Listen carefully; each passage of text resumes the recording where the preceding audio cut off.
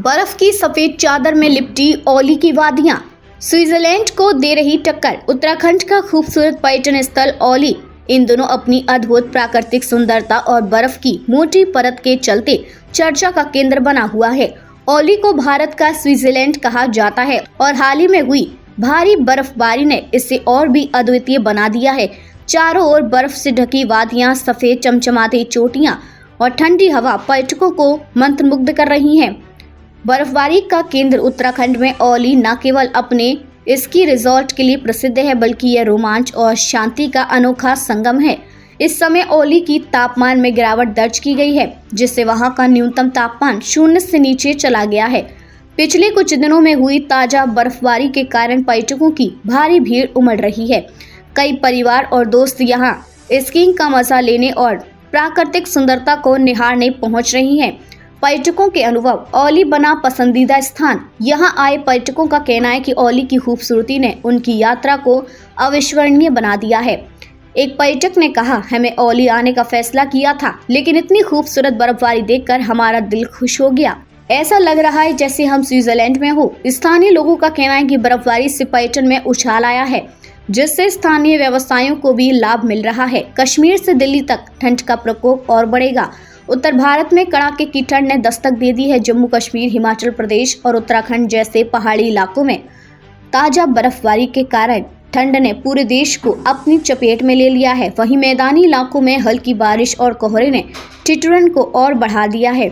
दिल्ली और एनसीआर में मौसम विभाग ने ठंड और कोहरे को लेकर येलो अलर्ट जारी किया है। मौसम विभाग का अनुमान, बढ़ेगी ठंड। मौसम वैज्ञानिकों का कहना है कि अगले कुछ दिनों में ठंड का प्रकोप और भी तेज हो सकता है। गुरुवार को दिल्ली का न्यूनतम तापमान 5 से 6 डिग्री सेल्सियस के बीच रहने की संभावना है।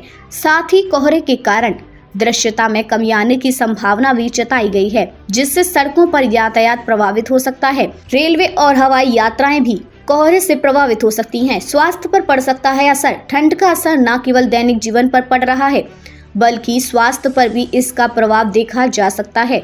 डॉक्टरों ने बुजुर्गों, बच्चों और बीमार व्यक्तियों को विशेष सावधानी बरतने की सलाह दी है। ठंड में घर से बाहर निकलते समय गर्म कपड़े पहनना और अधिक पानी पीना जरूरी है। ठंड से बचने के लिए सरकार की तैयारियां। उत्तर भारत में ठंड से निपटने के लिए राज्य सरकार ने रैन बसेरों और राहत केंद्रों की व्यवस्था की है। बेघर लोगों के लिए विशेष प्रबंध किए गए हैं ताकि उन्हें ठंड से बचाया जा सके। साथ ही गरीब परिवारों के बीच गर्म कपड़े और कंबल बांटने का अभियान भी शुरू किया गया है।